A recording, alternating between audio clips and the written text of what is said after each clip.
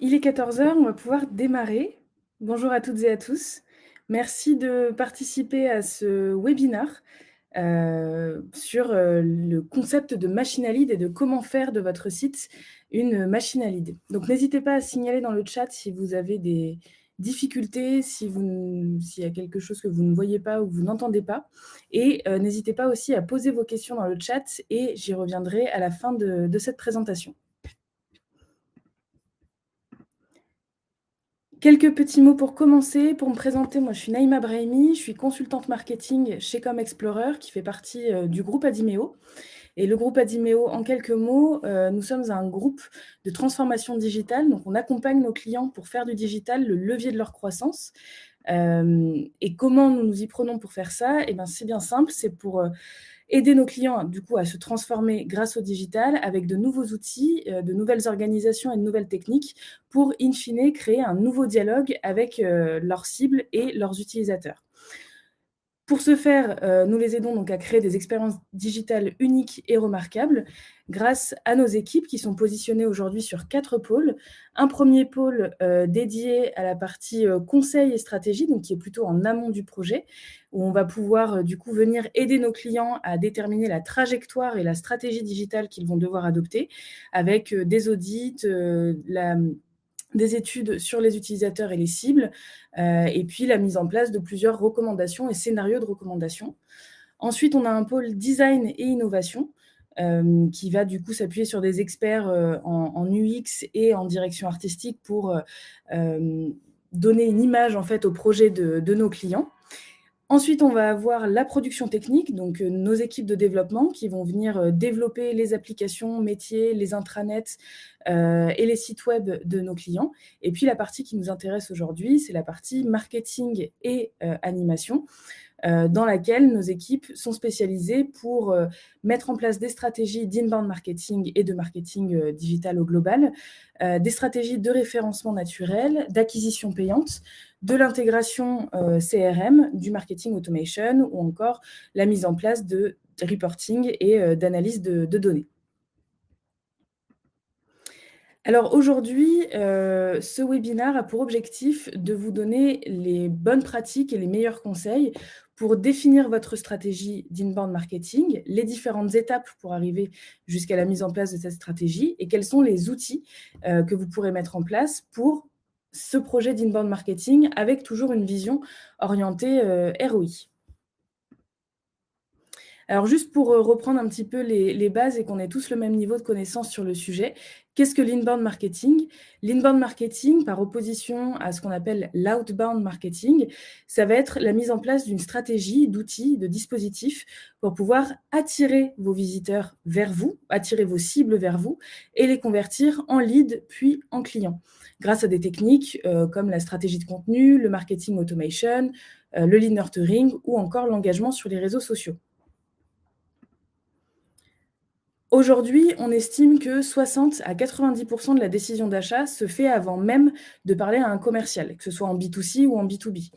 Donc l'idée, c'est d'arriver à donner des arguments à vos cibles avant de contacter un commercial, de leur donner suffisamment d'éléments, de réassurance, de bénéfices et autres pour qu'ils puissent se sentir suffisamment en confiance pour aller jusqu'à l'achat ou à la souscription d'un service. Et donc, pour ce faire, il va y avoir toute une myriade de dispositifs qui existent, que nous, on a appelé la machine à lead, qui va tout d'abord se concentrer sur votre site web, qui est la pierre angulaire de votre dispositif marketing, puisque c'est là que vous allez pouvoir mettre en avant votre expertise, vos produits, vos services. Aussi, générer de l'interaction en fait avec vos cibles sur le site web, que ce soit par le biais de formulaires, que ce soit par le biais d'interactions, de boutons, etc. Et ensuite, votre site va être accompagné d'un certain nombre de dispositifs. Le plus connu, ça va être le blog, qui va vous permettre de pousser du contenu et ensuite d'aller vous positionner sur des requêtes à forte valeur stratégique pour votre activité, grâce au référencement naturel. Ensuite, on va avoir tout ce qui est référencement payant, que ce soit sur les moteurs de recherche ou les réseaux sociaux. Il y a aussi la partie réseaux sociaux en organique, donc de façon gratuite, ce sont simplement les posts que vous diffusez sur vos pages. La partie emailing et puis après, il y a toute une partie aussi partenariat que vous pouvez, développer avec, des distributeurs ou de la presse ou des médias. Et ensuite, une fois que vous avez tous ces canaux qui sont mis en place pour attirer vos visiteurs et commencer à les convertir, là, vous allez pouvoir, à chacune des phases, de leur parcours d'achat, venir leur apporter, des preuves et des arguments pour pouvoir les pousser à aller plus loin dans leur réflexion jusqu'à l'achat et à la souscription d'un service. Pour le voir sous une autre forme, on a la possibilité d'imaginer ça sous forme de funnel, donc de tunnel de conversion, où on va avoir du coup ces 4 grandes étapes. La première, ça va être d'attirer. Donc à ce moment-là, vos cibles sont encore inconnues, vous n'avez pas d'informations sur ces cibles-là. Vous allez les attirer grâce à votre site web, donc via le référencement naturel majoritairement, avec le blog par exemple, grâce à vos réseaux sociaux aussi. Et vous allez les transformer en visiteurs. Ils arrivent sur votre site et là, il va falloir les convertir. Et pour les convertir, il y a plusieurs dispositifs qui existent. Le plus connu, ça reste le formulaire. Donc, c'est le fait que votre visiteur va remplir un formulaire et donc vous donner des informations, que ce soit adresse email, nom, prénom, nom de son entreprise ou encore son poste, qui vont faire que ce visiteur va progressivement se transformer en prospect. À partir du moment où vous avez ces informations-là, vous allez pouvoir recontacter ce visiteur et donc ce prospect grâce à des emails, qu'ils soient automatisés ou non. Et à partir de ce moment-là aussi, commencer à impliquer vos équipes commerciales pour qu'elles reprennent contact avec ces prospects et qu'elles aillent jusqu'à la conversion en client. Et la dernière étape qui est assez rarement celle pour laquelle nos clients nous sollicitent, mais qui est quand même très importante, c'est la fidélisation.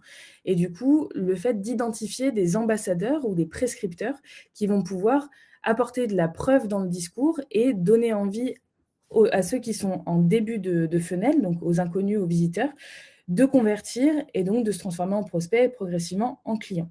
Et pour animer votre réseau d'ambassadeurs ou de prescripteurs, vous pouvez passer par les canaux événementiels, créer des communautés sur les réseaux sociaux dédiées à ces ambassadeurs ou, par exemple, aussi leur produire du contenu dédié.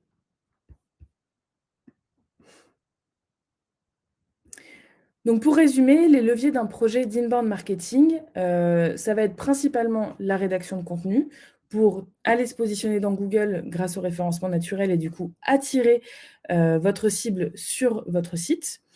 Ensuite, vous allez également pouvoir vous servir des réseaux sociaux pour pouvoir engager cette cible, proposer des ressources en téléchargement qui va être un très bon moyen pour, convertir vos cibles et du coup obtenir de l'information sur elles. Faire du lead nurturing, donc des emails automatisés qui vont aider votre cible à maturer, à mûrir dans sa réflexion, jusqu'à la décision d'achat. Et puis toujours analyser, et ça c'est une action qui est transverse sur toutes les actions de marketing que vous allez mener, analyser et recommencer, pour pouvoir toujours optimiser et aller vers plus de performance et plus de retour sur investissement. Les freins, qu'on entend le plus souvent sur ces projets d'inbound marketing, ça va être que premièrement, le contenu, c'est souvent assimilé à quelque chose qui coûte cher et qui prend beaucoup de temps. Alors c'est sûr que ça prend du temps, à mettre en place parce qu'il y a toute une stratégie à réfléchir sur le positionnement des mots-clés, sur les sujets qui vont devoir être abordés parce qu'il faut que ça reste en phase avec les besoins de votre cible. Et surtout, ce sont des dispositifs qui peuvent prendre plus de temps à donner des résultats que, par exemple, de l'acquisition payante. Mais ça, on le verra juste après, dans les différents leviers qui peuvent être, mis en place.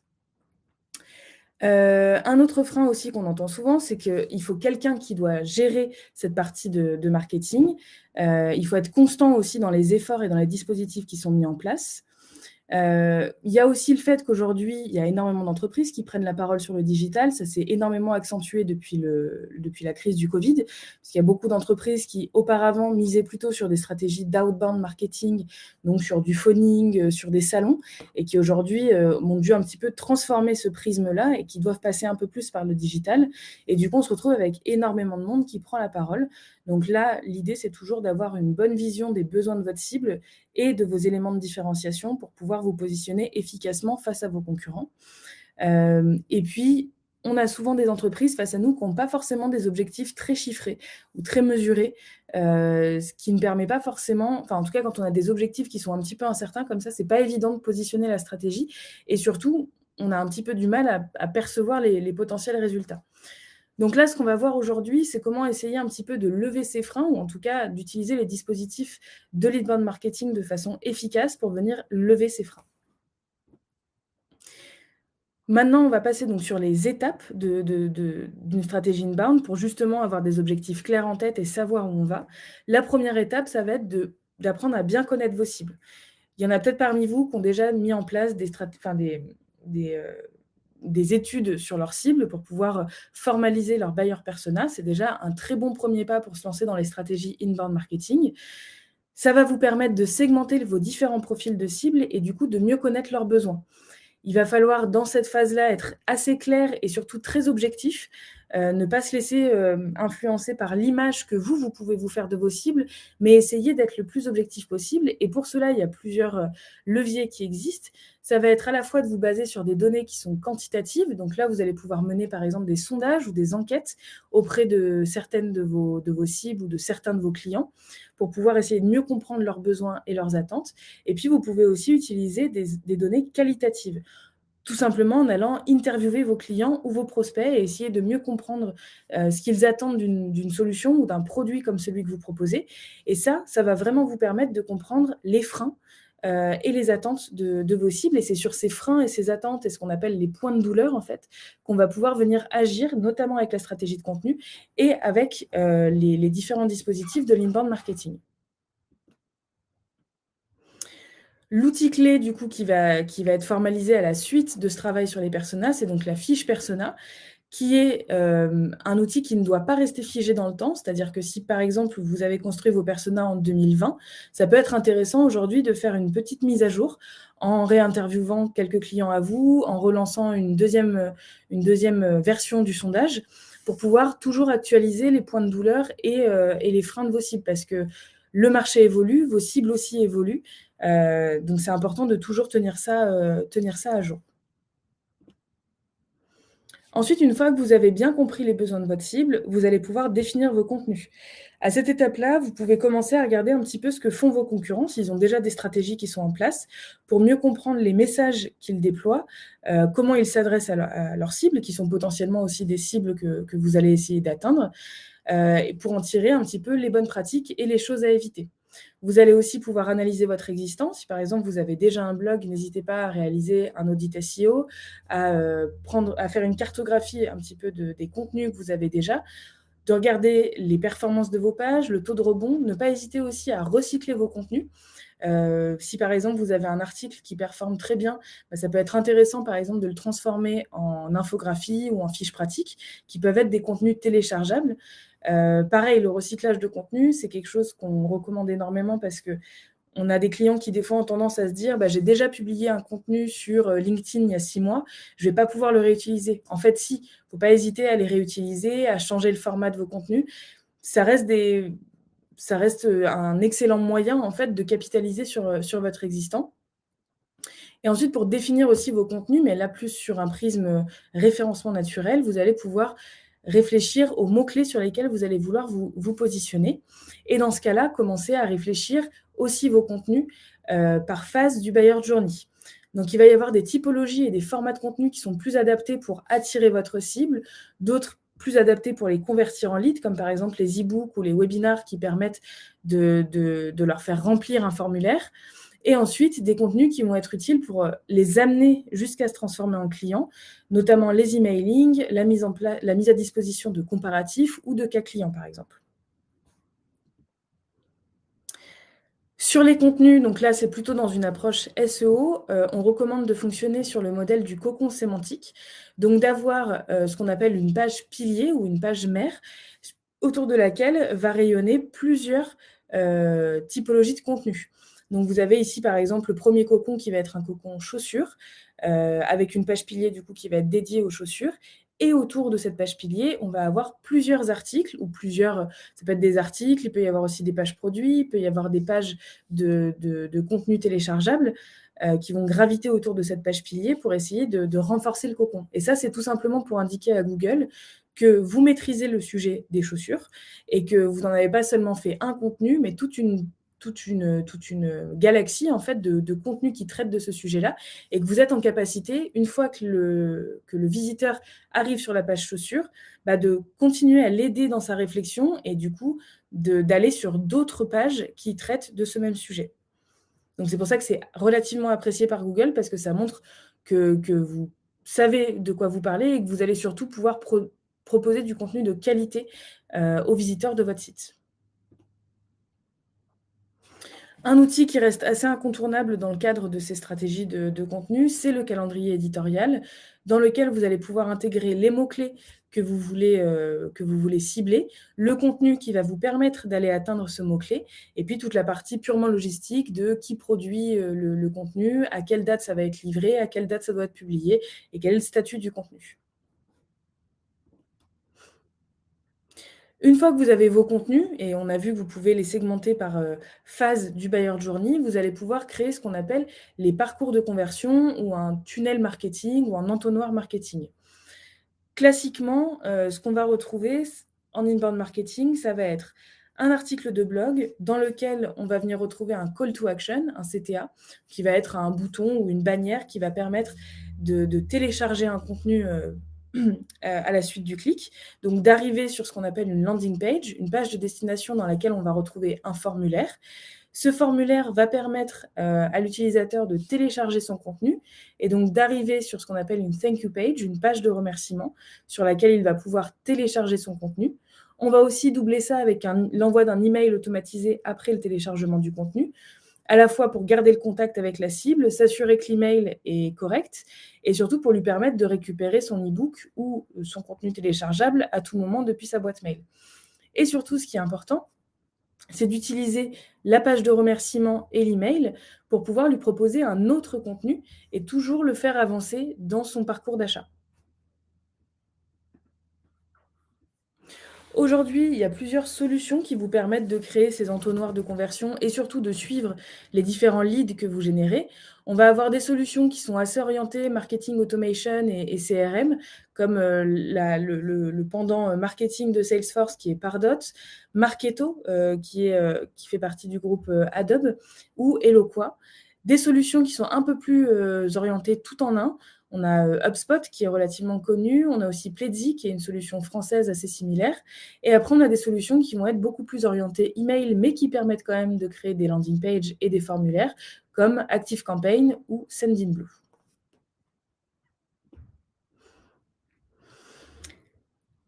Aujourd'hui, on a vu du coup que produire une stratégie de contenu, c'était hyper important. Mais produire des super contenus sans les diffuser et sans en faire la promotion, bah, c'est un petit peu comme avoir une boutique en plein milieu d'un désert. Personne ne va venir vous acheter quoi que ce soit parce que vous êtes invisible. Donc ce qui est aussi important que la production du contenu, ça va être la diffusion du contenu. On estime qu'il faut d'ailleurs passer au moins autant de temps à produire ces contenus qu'à les diffuser.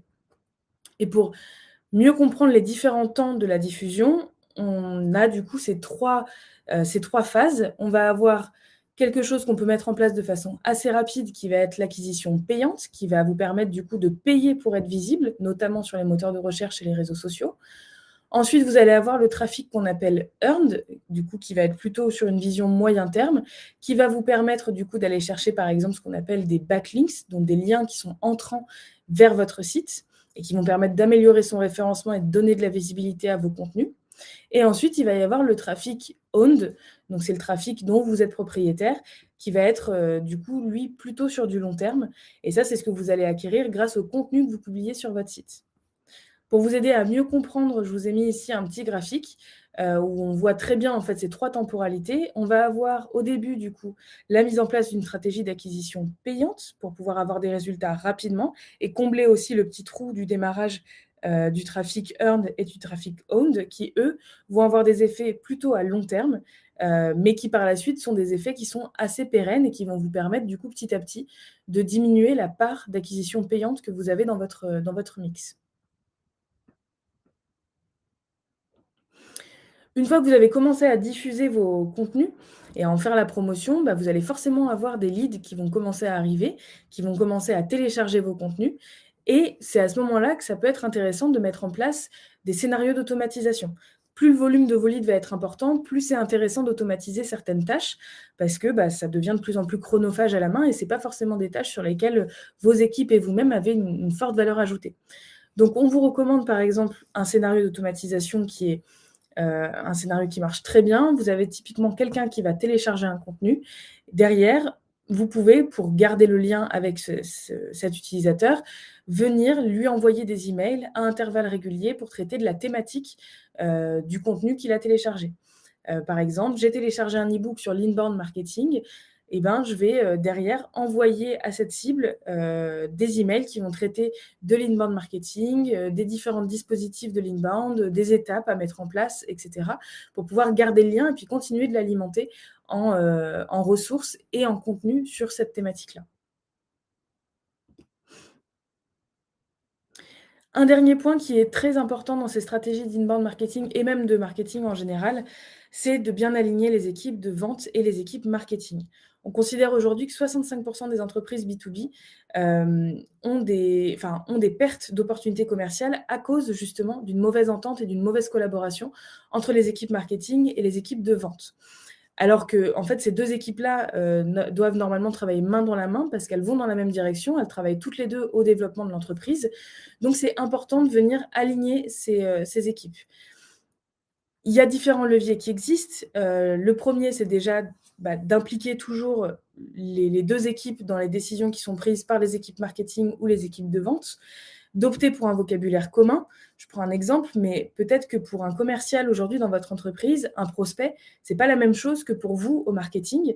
Et dans ce cas-là, c'est important d'avoir un plan commun et un vocabulaire commun, pour, parler de ces sujets-là. Parce que si vous n'êtes déjà pas aligné sur cette définition-là, ça va être très difficile de générer du résultat et de collaborer intelligemment et efficacement. Ensuite, ce qui va être important, ça va être de rattacher votre site à un CRM. Aujourd'hui, vous avez peut-être des commerciaux qui travaillent avec des fichiers Excel chacun de leur côté. Ce qui fait que si, par exemple, demain, vous voulez envoyer une newsletter ou vous avez des emails à envoyer à une partie, spécifique de votre base de données, vous n'allez pas forcément pouvoir le faire ou alors il va falloir aller glaner les adresses email par-ci, par-là chez les différents commerciaux et sur leurs différents fichiers. Donc, ce qui est important, c'est qu'avec un CRM, vous allez avoir la possibilité de pouvoir agréger et regrouper en fait toutes ces données en un seul et même endroit. Et du coup, vous, ça vous permettra d'avoir un meilleur suivi sur les performances de vos campagnes aussi. Parce que vous allez pouvoir avoir une traçabilité en fait de l'activité des contacts de A à Z, du moment où ils deviennent des leads, potentiellement jusqu'au moment où ils sont clients. Donc ça aussi, c'est assez important et puis ça vous permettra, vous, d'avoir une meilleure visibilité sur les résultats que vous apportez, aux équipes commerciales. Et puis un dernier levier qui peut être mis en place, c'est ce qu'on appelle le scoring. Le scoring, c'est simplement, ajouter mettre en place une matrice en fait qui va ajouter des points à vos contacts selon le comportement qu'ils ont et la qualification de leur profil. Ça va éviter de transmettre à vos commerciaux des prospects qui ne seraient pas suffisamment qualifiés, qui sont en dehors de la cible que vous visez ou qui ne sont tout simplement pas suffisamment chauds pour être traités par des commerciaux à l'instant T.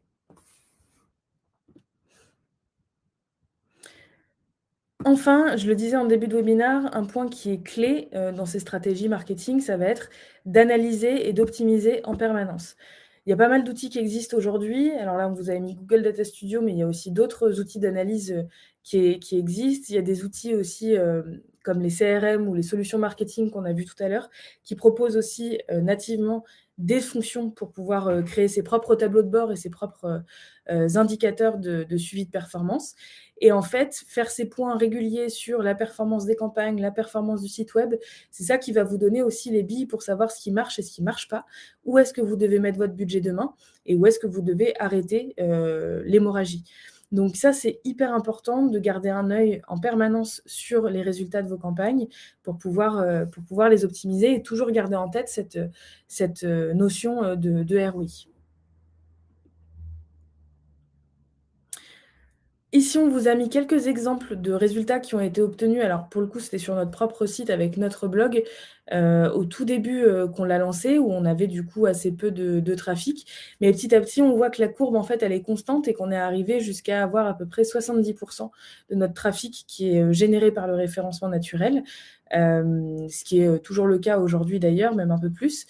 Et ce qui est intéressant, c'est qu'à l'époque, on n'avait pas mis du coup de stratégie d'acquisition payante, mais comme on l'a vu sur le graphique tout à l'heure, il est possible ici, pour combler ce trou, en fait, de venir faire de l'acquisition payante pour avoir dès le départ une courbe qui reste relativement stationnaire et petit à petit pouvoir enlever l'acquisition payante pour se baser uniquement sur le trafic en référencement naturel.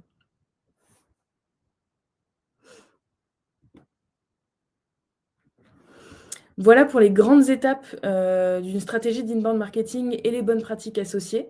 Avant de passer aux questions, je vous donne juste quelques rendez-vous qui vont arriver. On a, le 18 octobre, donc la semaine prochaine, un webinaire sur les tests, une garantie pour le ROI de vos projets web. On va avoir aussi un autre webinaire assez important le 27 octobre sur la conformité RGPD. Comme vous le savez, il y a Google Analytics 4 qui, rentre en vigueur à partir du 1er juillet 2023, ou en tout cas Universal Analytics arrêtera de récolter des données à partir du 1er juillet 2023. Mais avec les récentes décisions de la CNIL, est-ce qu'il vaut mieux du coup passer sur Analytics 4 ou carrément changer de solution d'analyse? Donc on traitera de ces questions-là le 27 octobre. Le 3 novembre, une bonne transition avec ce webinaire sur l'inbound marketing. Comment industrialiser votre génération de leads avec HubSpot. Donc, comment utiliser au mieux cet outil pour pouvoir générer davantage de leads et de performances. Le 22 novembre, cette étape pour construire et réussir votre stratégie digitale B2B. Et enfin, le 7 décembre, un webinaire un peu plus technique sur Drupal 10 et ce qui changera au 14 décembre 2022. N'hésitez pas à vous inscrire à ces prochains rendez-vous si vous le souhaitez et si les thématiques vous intéressent. Je vais passer du coup sur les questions. N'hésitez pas à en rajouter dans le chat si besoin. On avait une question de Patrice. Quel intérêt d'avoir un blog si l'on est dans une stratégie de cocon sémantique?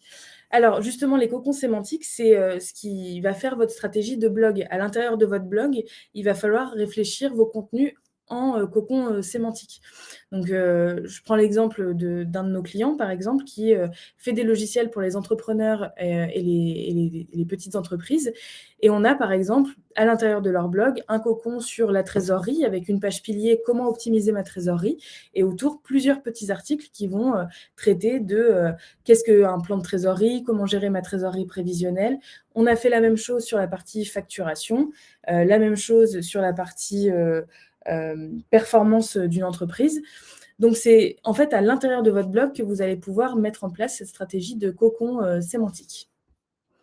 Il y a d'ailleurs, ouais, effectivement, Emmanuel qui vous a mis un article sur les cocons sémantiques.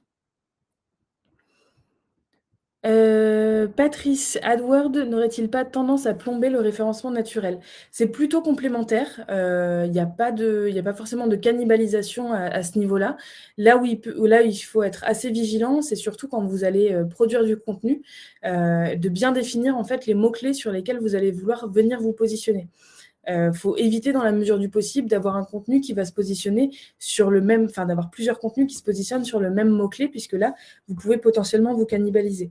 Mais après, le référencement naturel et le référencement payant sont plutôt complémentaires. C'est-à-dire que si par exemple vous achetez un mot-clé vous achetez inbound marketing comme mot-clé et que derrière vous avez aussi fait des articles de blog sur l'inbound marketing, c'est simplement que votre résultat inbound marketing payant risque d'arriver devant votre résultat organique, votre résultat naturel, mais il n'y a pas de contre-indication à utiliser le référencement payant quand on a une stratégie de référencement naturel à côté.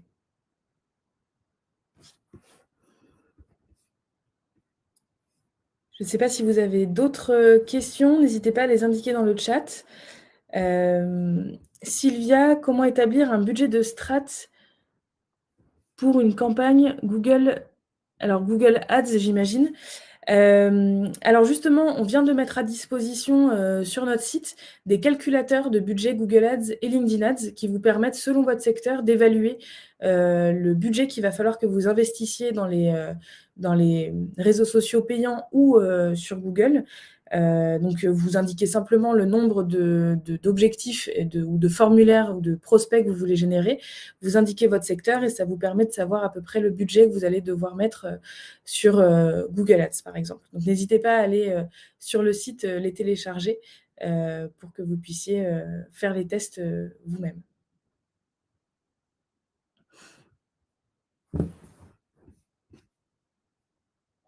S'il n'y a pas d'autres questions, je vais clôturer du coup ce webinaire.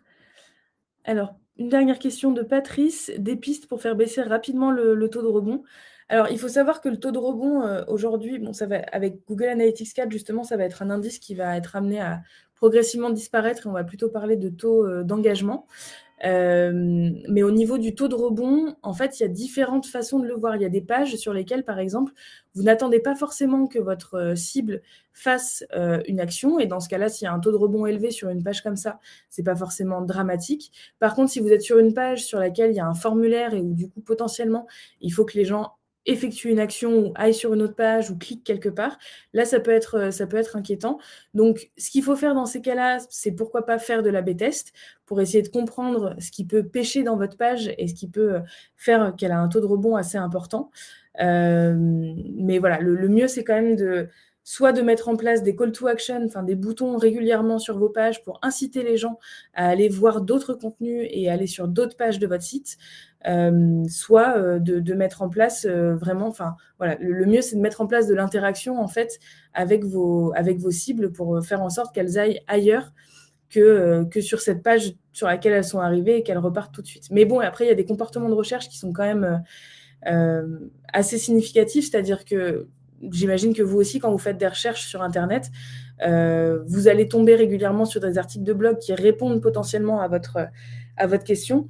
Et une fois que vous avez votre réponse, comme vous n'êtes pas forcément dans une démarche d'acheter quoi que ce soit ou de chercher un produit en particulier, vous n'allez pas tout de suite avoir envie d'aller ailleurs sur le site de l'article que vous avez consulté. Donc il y a aussi cette attitude de recherche qui fait qu'aujourd'hui, les taux de rebond, c'est assez rare de les avoir très très bas comme on pouvait l'avoir il y a quelques années aussi. La présentation sera évidemment en téléchargement. N'hésitez pas du coup à aller télécharger aussi les calculateurs Google Ads pour ceux et celles que ça intéresse pour évaluer le budget à mettre sur vos campagnes d'acquisition payantes. N'hésitez pas non plus à vous inscrire aux prochains webinaires qui auront lieu, comme on le voit sur la slide qui est affichée. Et puis, de mon côté, je vous remercie de votre participation. N'hésitez pas non plus, si vous avez des questions ou que vous avez des projets en inbound marketing, en marketing ou stratégie de contenu ou en marketing automation ou CRM sur les différents sujets qu'on a pu voir, à prendre contact avec nos équipes. On se fera un plaisir de vous répondre et de vous apporter des solutions adaptées à vos projets. Merci beaucoup en tout cas pour votre présence aujourd'hui et j'espère vous revoir très bientôt.